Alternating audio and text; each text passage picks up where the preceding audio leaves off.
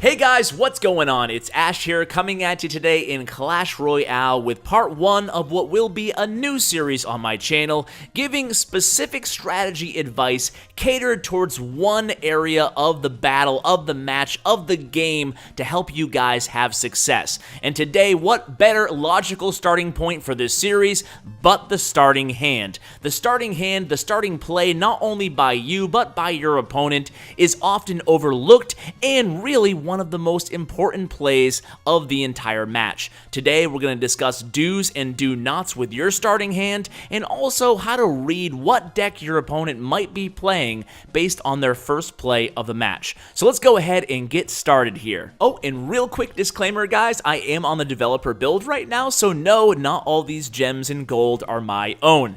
So let's go ahead and see a sample starting hand with this deck, and we'll talk about my possible starting plays of the match. So this is actually a pretty good starting hand. I could play things safe, play the Archer split behind my King Tower.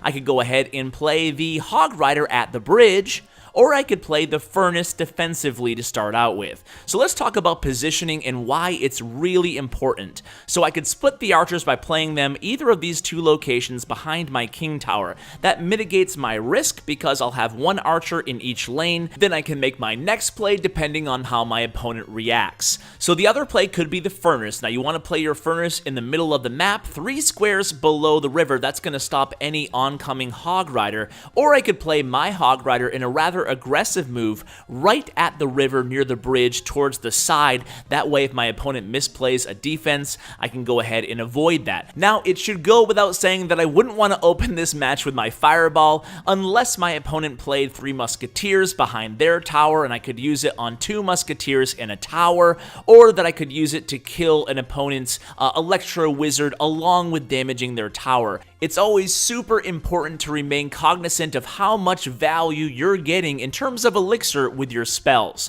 So if I wanted to start with a Furnace, even if I place it all the way over here, it's still going to attract my opponent's Hog Rider again, as long as you keep it 3 squares from the river. And as you can see here, I'm going to split my archers. Now, if this was my opening hand, in my mind, it's a very safe play. It's a very conservative move. If I was to group my archers together on the same side near my crown tower, I'd be susceptible to a Fireball taking out my archers and doing a decent amount of damage to my tower. Now, another common mistake that I see all the time in Clash Royale is people being way too aggressive for their first move to open up a match. You can see I have the Elixir Collector in my hand, and I really want to play it, but I'm not going to play it right away. A nice rule of thumb is don't open up a match playing a card that costs more than 4 Elixir. It's just too risky in my opinion. So what I like to do is let the opponent make the first move if I want to play the Elixir Collector. Now that I saw the opponent's going to split archers in back of their King Tower,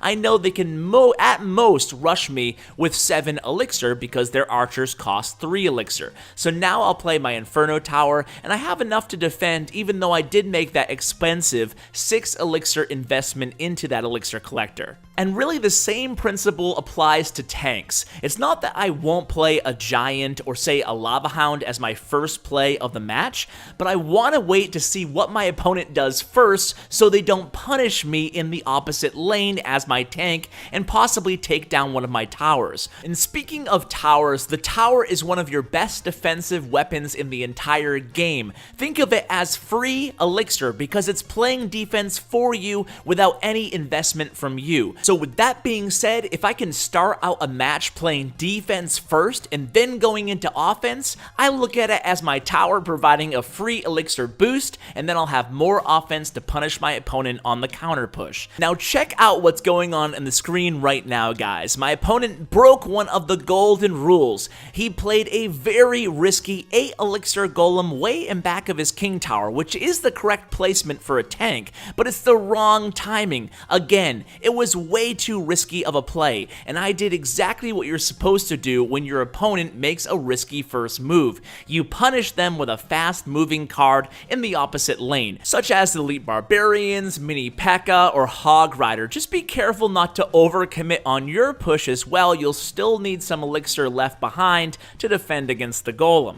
Now, let's talk about what your opponent's first move might mean in terms of clues to what the rest of their deck is. So here the opponent played a Tombstone as the first move. Now, this isn't always the case, but more often than not, this is going to mean the opponent's playing some sort of a tanky beatdown deck, so a Golem or a Lava Hound or something like that, because if they weren't, it wouldn't make a heck of a lot of sense to play their Hog Rider counter if that's what the Tombstone was as their opening play of the match. Now, if they play a Hog Rider as their first play of the match, they probably have a fast Hog Cycle deck, and they're just trying to feel you out to see what you counter their Hog Rider with so they can play better predictive plays as the match goes on. And because of this, it's important as a defender to always add a little variety to how you defend your opponent's win condition, such as a Hog Rider.